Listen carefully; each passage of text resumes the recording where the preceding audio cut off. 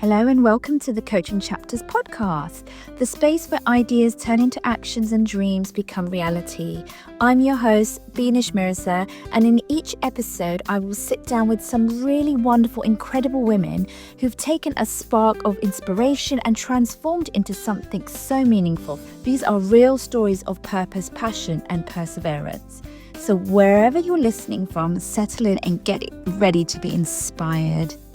In this week's episode, I'm so excited to introduce to you Asmaa Al Kuwari. She's a Qatari-based coach, author, and a voice for leadership and empowerment for Muslim women across the Arab world. We talk about her values of freedom, growth, and love, and she teaches us about what it means to be gently courageous. I hope you enjoy this episode. I absolutely loved having this conversation with Asmaa. So Asmaa, welcome. I'm so glad that we're having this conversation, and I just can't wait to dive in to hear more about you, your wonderful book, and all the lovely stuff you're doing in your coaching profession. So Asmaa, it'd be really wonderful if you could just tell us, who is Asmaa Al Kuwari? Thank you, Manish. It's an honor to be here, honestly.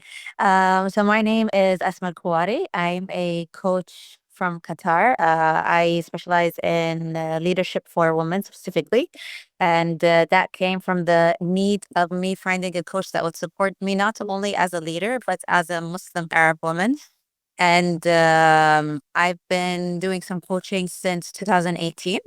And it's been such a blessing. I always say coaching found me. I didn't find it. It was it was a blessing from Allah, where everything kind of like aligned for me to find it in the right time at that moment in my life, where you feel like you had a lot of questions but didn't have any answers for. And coaching came in the picture, and then I fell in love with it. And this is where I decided, after I taken the coaching course, where I wanted to be a coach. I never thought I wanted to be a coach in the beginning.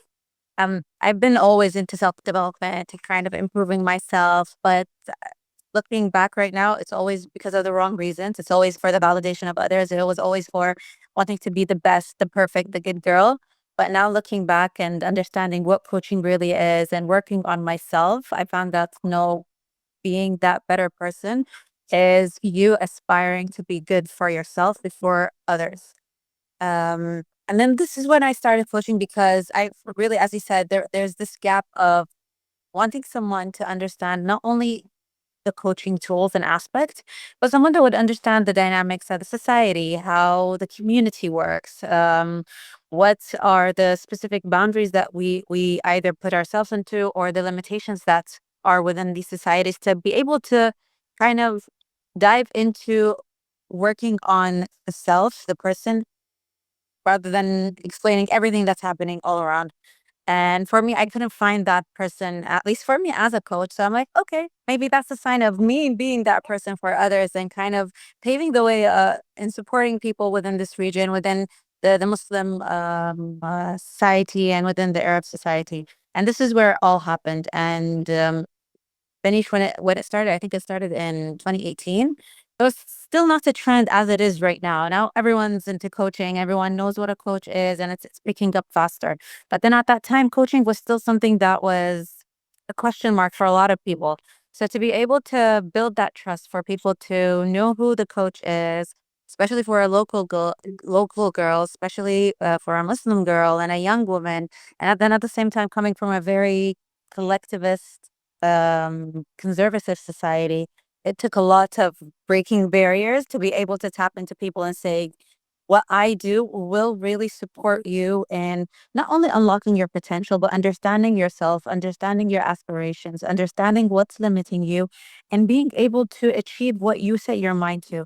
And these were kind of conditions or new thoughts, as people would think, that really needed a lot of patience and a lot of digging and a lot of trust and a lot of vulnerability to be able to put myself out there to speak about my own stories, my own limitations, and let people resonate with that, because that's what would link people to come not only to trust me as a coach, but to build that rapport of, yes, I feel like I need that support to be able to be better and do better as a person.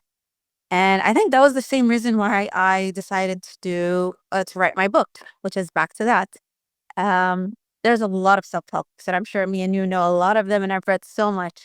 But there was this gap still of we need a self-help book that would really understand the society, the dynamics, the background, the religion, the culture, the traditions, all these different levels that make us who we are, and tap into that to be able to identify what serves me, what doesn't, and become a guide for women, which is who I wrote the book for, that will support them to understand and take that first step in becoming a better version of themselves. And that was the reason why I wrote back to that. So, yes, I'm a coach, author recently, and also a founder of a community called You're Not Alone, which is also for women.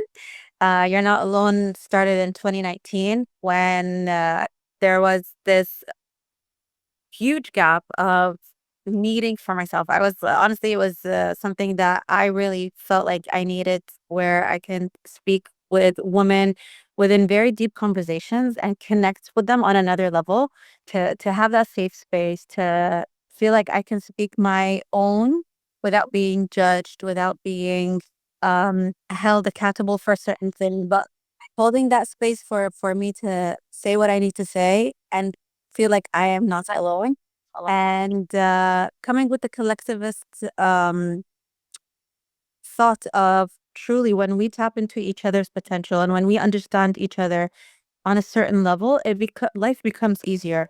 I feel like we can share a lot of things. I feel like we can inspire so much. We can encourage each other to be better. We can hold ourselves accountable to each other. I think this is where the whole idea felt, and I'm so grateful where it's heading right now, and the community of women that I built, and the amazing caliber of women from all sorts of lives. So you have different nationalities, different backgrounds. You have employers, you have single moms, you have single ladies, you have grandmothers, you have stay-at-home moms from all different aspects. And I love that because everyone comes from their own perspective collectively to learn from one another, hold space, and inspire one another. So that's me in a nutshell. I love it. And that's such a fascinating nutshell. Just hearing all your experiences, your layers, your systems, your texts in there, and that community building is totally what I'm all about. So I absolutely love hearing more of that. And as you were telling us, around coaching found you, this sort of journey that you went on of your own self-discovery and then wanting to have that deep passion to helping others and supporting others, building those spaces. What sort of values, what were your 3 or 4 values that really stuck with you throughout that process? It very much started for you, you said in 2018. So yeah, it'd be lovely to hear a bit more about your experience around what values you held on to through that process. Of course. So my top three values were freedom, growth, and love. These were my top. The priorities or the ranking differed based on where I was at the moment. Um, but it was for me when I first started working with values and understanding my own values, it was an eye opener for me because sometimes we take it for granted. Okay, you know your values and what do you do with them, or how do you kind of integrate them in your life? But I read this quote where it says, knowing your purpose and your values becomes your compass for everything you do in life. And you can base your decisions on it. You can know if this is aligned with you or not. You can trust your instinct because it will be based on your values, on what serves you, what doesn't serve you. And for me, it kind of solved a lot of questions for me because it made it so much easier to take decisions. Is this aligned? It's not aligned. Yes, no, halas, we're done. Is this feeding my purpose? Would I really benefit from it in the long run? Yes, no. But it made it so much easier to be able to kind of make decisions faster, first of all. Second of all, be in peace with the decisions that I do, even though they might sometimes be very hard and sometimes very easy, but it made me feel at peace knowing that this is really aligned with what I do, who I am as a person, my relationship with Allah, and then within the values that I lead with my life. So either personally, professionally, and whatsoever. So yes, these were my top three values, and I take them on till now. I always love the values around freedom and growth because actually with that there's so much around what does it even mean? What does freedom mean to you? What does growth mean to you? And so thank you so much for sharing that and illustrating that into a little bit more detail. So if we move over a bit more to your book then, back to that, I love that title and your beautiful cover. And you spoke a bit about the inspiration, but you mind going a bit more deeper as to, what was it that you were really identifying? What voice did you want to be for the Arab Muslim community, in particularly maybe in the Gulf region? And where did that title come from? It'd just be great to hear from you directly a bit more around the inspiration behind the book. Of course. So most of the work that I've been doing since 2018 is that I've been finding a pattern. So I do have a background of user experience. So I'm all about the data and all about the analytics of where does this go. So I found a trend that most of the women that I would teach, no matter what their position is, no matter where they were in life, it was all about the disconnect they had with themselves.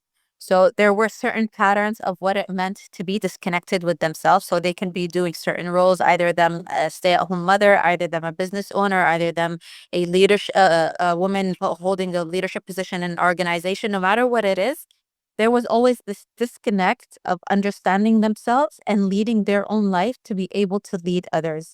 And it was always that gap that I felt like women still wouldn't understand what it means to reconnect, because they always had this notion or belief that it was always about the outer world rather than the inner world that they had within them. So the more I've been doing coaching, the more I found there's this missing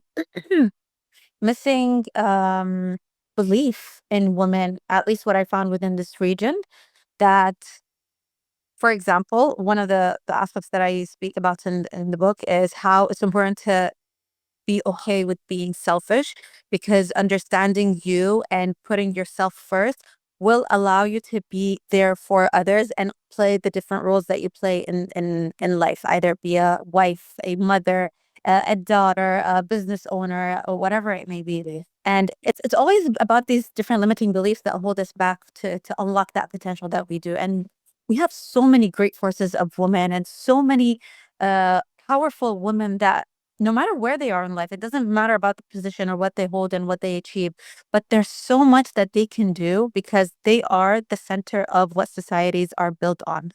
And the more I've dived into that, the more I feel like there needs to become a guide that would really support women to understand and tap into that and reconnect with themselves from a religious perspective, from a cultural perspective, from a traditional perspective, and from understanding themselves, basically. And that's what kind of got me to write this book, because I would say, someone asked me the other day, "Do you write the book for yourself or you wrote it for other women?" And after I finished writing the book, it was a healing journey for me, because there are some certain aspects of the book I never spoke about ever in my life, or went publicly with, or even shared with maybe close people in my life. So it was a healing journey for me. It was a guide to reconnect with myself. And I was so happy to be able to put this in paper and write it and share it with the world. Um, Danish, it wasn't an easy journey. It wasn't an easy thing to. I remember the day it was supposed to be published, I couldn't sleep. I was so nervous. I was so anxious, because the amount of vulnerability I felt like I was so exposed that everyone now is gonna know everything about me. And I didn't know how they would accept it. I didn't know how it would land, and if they can relate, or if they would feel like they're not alone.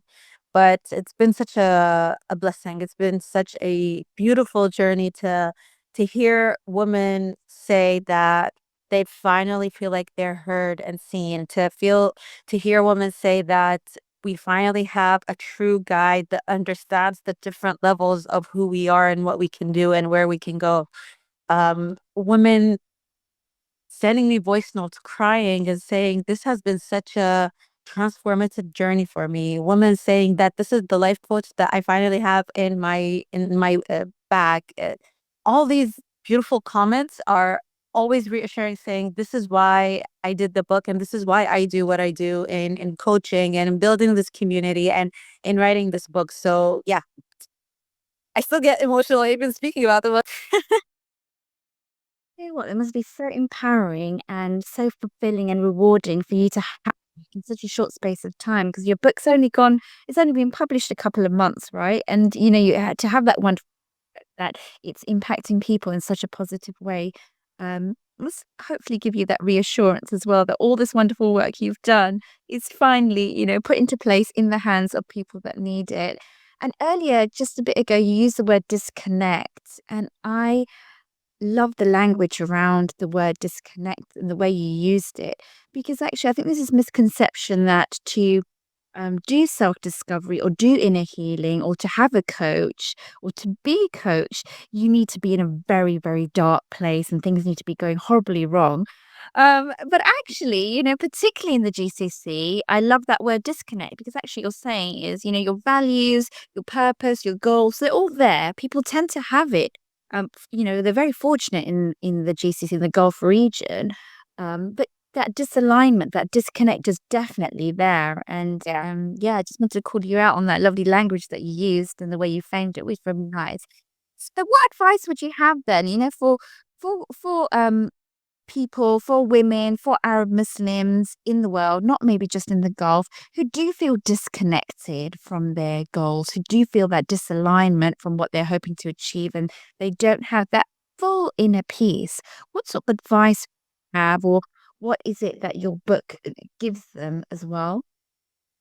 So, one thing that I would love to advise them is information is everywhere. You can find information easily online, courses, you can find free, you can find paid, you can pay for a coach thousands and thousands of dollars. But the real challenge is what you do about it. And I think we spoke about this from the beginning. What you do about all this knowledge that you have gained, all of this awareness that you do. And there's always this kind of overwhelming aspect of there's so much. Where do I start? What do I do? Do I speak to a coach first? Do I speak to a therapist? Do I know that I need a therapist? Do I know that I need a coach? Do I start reading a book? What is it? Where's my kind of like starting point? And for me, that advice would be if you can kind of filter everything and take just one source, either it's be a coach, either it's be book, for example, back to that, or a podcast, whatever it may be. Start from one aspect and then build on it because the overwhelming feeling will really make you feel overwhelmed. Um, there's this trend that's happening right now where people are so into self-help that they feel anxious when they're not working on themselves to that aspect, or they feel like there's still this perfectionist mentality of I need to be better, I need to always do better, I can't be the same person, I can't just be present with myself. And and for me, that kind of disregards what self-help means, what it means to be content with yourself, what it means to accept all the different parts of you, what it means to understand what's serving you and what doesn't, what it means to kind of slow down, especially in a very fast-paced world. So my advice is start with one source and then build on it. Second of all would be my book is kind of like a guide for women to know where to start, and it's built on this 80% awareness and 20% action. We need to be more aware of who we are and our actions and reactions to be able to understand what habits do we need to let go of and what habits do we need to build on to become a better version of who we are, not what other people expect us to be. And I think that's a great way to start. So even sitting with yourself, understanding why is this triggering me? Why do I feel this certain way? Um, what's this making me feel? Even naming such emotions, and we talked about emotional intelligence.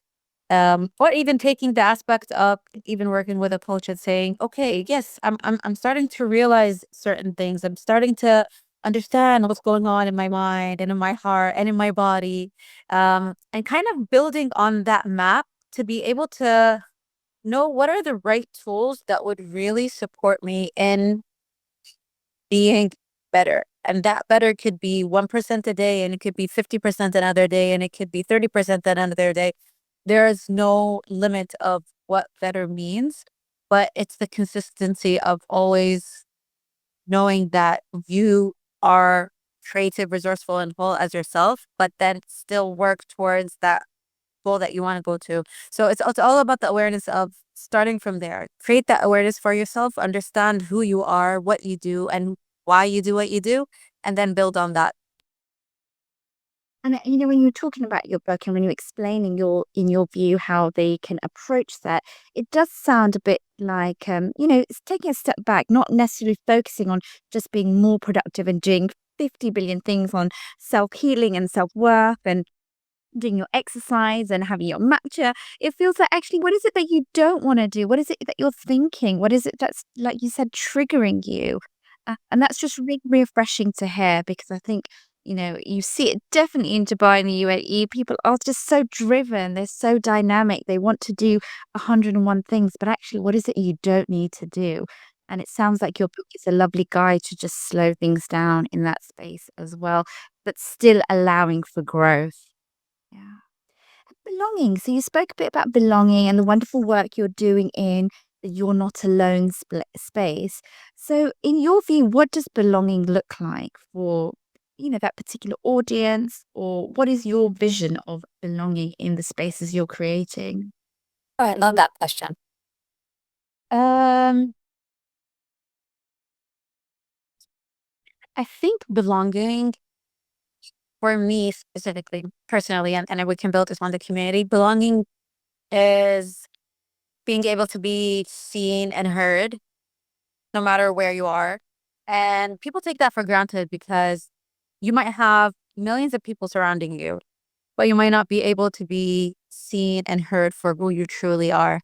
And it's such a blessing to have those people that you can kind of take all of those different masks that you might be wearing, or take down the different walls that you probably might have to protect yourself and just be seen for who you truly are, because this is where you can feel the sense of connect, the sense of belonging, the sense of um I always talk about this like inner leader, inner compass aspect, and the more you connect with that, the more you'll be able to connect with other people on that level. I think for me that sounds like belonging, and it doesn't have to be someone that you knew your whole life. It doesn't have to be someone that understands every aspect of you. It could be like one aspect. It could be a word that someone says. It could be from a person that you see once in your lifetime and never see again. But that sense of belonging, that's like a sense of connect, I think is what truly sets it for me. It sets that connection, sets how we're interconnected in this world, not only in our societies, not only in our families. And for me, I feel like this is what belonging is. And I've tapped into that even through the community. So um, a lot of people would come with this notion of their own stereotypes or their own judgments of themselves or others. But to be able to disregard all of that, to take, as they say, like your armor off and just show up as your true self, is what gets women to really build long lasting friendships, what gets women to really stand up for each other, to empower each other, to encourage one another, and to inspire one another to say that you're not alone in this. You have this belonging, sense of belonging of either the community, of the women around you, of the women that are even like I can connect with you. You're in London right now, and I still feel like I belong and I'm connected with you. And we're on a Zoom call, or we're on online, and we're using technology, but there's this still sense of belonging and connection. And for me, I feel like this is something that's really important to build on, to emphasize even more, and see that there is this aspect of we need to feel like we belong and connect to be able to build up more and do more and see more of our, what's the word I'm looking for? Our impacts. And you know what? That's really beautiful in the way you describe that, because actually, what I'm hearing through that is, it doesn't always have to be a long lifetime friendship, but actually, in the moments you have with people, it's how are you creating that human connection? How you being authentic? How you being open and vulnerable with your words to the right degree? It doesn't necessarily all need to be a therapeutic conversation, everything we have, but actually, as a word sometimes can feel very large, but what you're describing is actually community can be one or two people. It's where you're finding that common common ground with others, like shared experiences, there's shared lived experiences. And I think you're right. I don't think it's just the Gulf regions, but the world itself is so transient at the moment that those it's probably hard to maintain those lifelong friendships that we traditionally had from school all the way to adulthood. So yeah, no, thank you so much for framing it in that way and describing it in what your vision of belonging looks like. So then, when we coming back to those women that you identify, there's a bit of a gap through. I love the data piece. My early background days had quite a lot of data to it when I first started services. I always love the geeky side of data, and it's so needed, right? Everyone's talking about needing more data at the moment.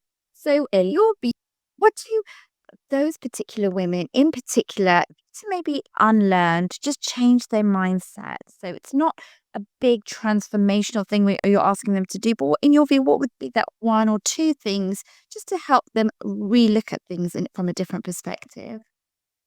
I love how you use the word unlearn, um, because a lot of people always focus on what do I need to learn? What are the new habits that I need to adapt, or what is the new information that I need to know? But it's truly the true transformation happens when you understand who you are and what you need to unlearn or you need to relearn.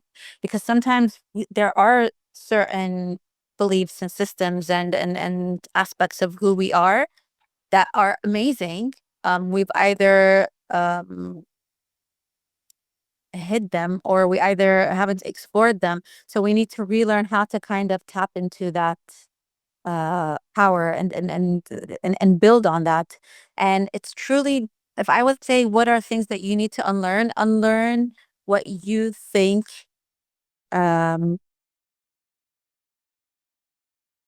everything around you means. I know it's a lot of work, but it's redefining everything in your life because we need to ask ourselves, is that something that I truly believe in, or is it something that I've lived my whole life believing based on what I've seen around me, based on my surroundings, based on the environment that I've lived in?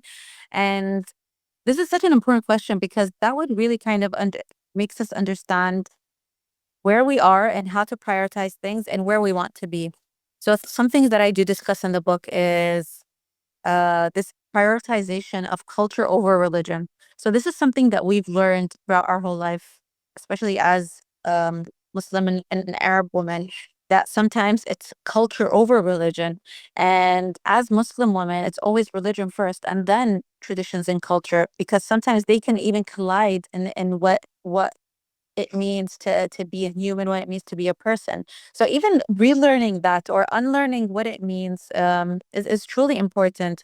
We've probably, at least for me, there's a lot of beliefs of understanding how society works, where your relationship with Allah sometimes is only through your parents, for example. And if you disobey your parents, that means you're disobeying what Allah is saying. And I've heard that so much within my coaching, within the work that I've been doing. And it's really disheartening because that means the relationship, the dynamic of that relationship is different. There's still this notion of fear, of limiting, of knowing truly what your religion is. What is it asking you of for you to be? And that's where the unlearning happens, to understand that, to tap into that. So there's another topic I tap into, the good girl syndrome, the one where women need to be there for everyone and they need to be the best in the best manner and supporting everyone and disregarding themselves all over. This is something we need to unlearn, to understand that it actually starts within the center and then goes through the people that are around us. So these are different aspects that I tap into the book with other different topics. But I think if we just tap into these two, to unlearn what is not serving you and relearn your true potential, to tap into it more.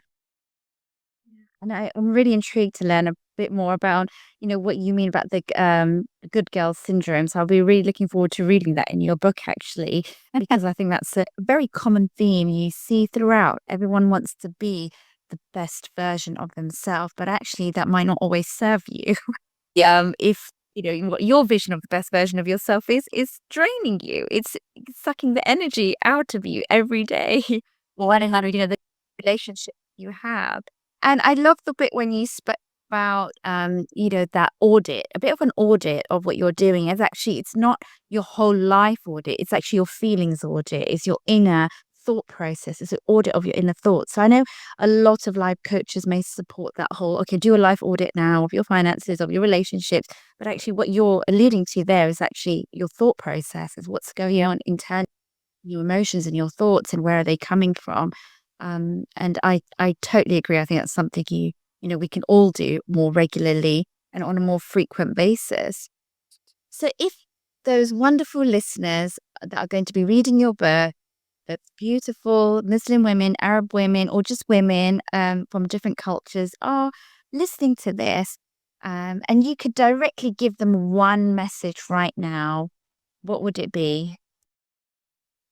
I would say, first of all, know that you are truly not alone in this world. No matter where you are, there are certain people that either are going through the same thing that you're going, or probably had the same thoughts that you had in a certain moment of time. And that makes it easier to breathe and take it easy on ourselves and learn from one another. That's one thing. The second thing is truly to be able to connect with yourself and understand and start this beautiful journey with yourself is what will support you in whatever you set your mind into in life. And that could be on a personal level, and that could be on a professional level. No matter what your aspirations are, no matter what your goals are, your purpose is unique and different for every one of us. So stick to that and be gentle with yourselves. And I feel like no, we don't say that much. Be gentle with this journey. Enjoy it. Be present with yourself. There's no certain limit or time or aspect that you need to kind of set to be considered successful or happy or content or whatever it may be. So be gentle. I always use this term of gentle courage. So being courageous, but in a very beautiful, gentle manner. And I feel like that resonates so much with our feminine aspects of being woman. So be courageously gentle with yourself and know that you're not alone. And I hope that back to that really becomes a guide to help you start that beautiful relationship with yourself and continue on to use the tools that I've added in the book to build on the amazingness of a woman that you are. Courageously gentle, gentle with yourself. As you speak, Asma, that you're asking people to do that, but I don't know if you realize you actually give off such a beautiful, courageous, gentle energy. It's so beautifully put. The way you have said that is actually, I think it's who you are. So thank you. That's so nice. I haven't heard that before, and it's very nicely put. And your legacy then, what legacy are you hoping your voice and the spaces you create leave behind? Oh, wow. The other day there was this okay, I'm in TikTok these days a lot. Don't ask me why. Um, but the other day there was this trend of asking ChatGPT based on what they know about you, to give you a nickname. And that nickname actually was a trailblazer. And then you ask them why, and then it would put all the different reasons why it would call you trailblazer. And surprisingly, actually, it may come as a surprise for me, but it's good because it reminds you of different moments that people have truly called me a trailblazer. But then at the same time, it's more of the impact that you create on these people. Um, and I think this is maybe the legacy I would love to hopefully, inshallah, and even when I'm not here in this world, to keep on and continue on, where there is so much good in this world, and being a good person means that there is hope and grace and gentleness that you can really rely on no matter where you are in this world. And this is kind of the legacy that I wanna keep. I remember before I even started coaching, and when I was lost in life and in this moment, I used to tell my mom, I don't know what people would say or what I would leave behind when I'm not here in this world. And I always knew I wanted to leave something behind. I didn't know what it was. And I always knew that I wanted to leave something behind. I wanted to be remembered um, by doing good and being good and making people smile and creating that change and impact in their life. And the other day, I saw my mom after all of this, after the book and everything. And she's like, "Are you satisfied with where you are right now? Do you really feel like you have done what you have hoped to do one day in your life?" I I was thinking back about that question I had, and I'm like, I think so. I think I'm at this moment, alhamdulillah, and it's such a true blessing, and I'm truly grateful for everything that's happened to me. And it's all coming together and saying, yes, this is kind of like the legacy I truly want to leave. And it played beautifully. It wasn't easy, but I think it played beautifully looking at the bigger picture and what Allah has set for us. And alhamdulillah, yani, this is, I'm very content and pleased of where I am right now. So pleased for you. And what a beautiful moment that you had with your mum to reflect back on that journey and, that in the pure intentions that you set for yourself. And actually, it sounds like in your case, setting that intention, you probably didn't even realize the beauty and the barakah in there until that moment, that conversation you had with your mum. So, That's so uh, true. thank you so much for sharing that inner personal reflection of yours. As I said, coming back to your book then, where can people get a hold of your book in London, in the UAE, in the Gulf regions, globally? So in London, it's at Nomad Books. They can find it there. If not, they can order it on Amazon. It's available also online. They can get it the same day. In the UAE, it's in Kinokuniya and Mid-Gradies as well. So you can find it there. You can find it also through the publisher, which is the Dreamwork Collective. Amazing woman also behind this uh, publishing company. You can order online. You can get it same day if you're in UAE. And then if you're in Doha, you'll find it through Samarkand or the bookstores recently, which I'm very happy. And if you're anywhere from the world and you would like to get a copy, it is on Amazon. And you can also find an audio and Kindle copy if that suits you as well. So you can write back to that Asmaa Al Kuwari online and you'll find all the information that you need.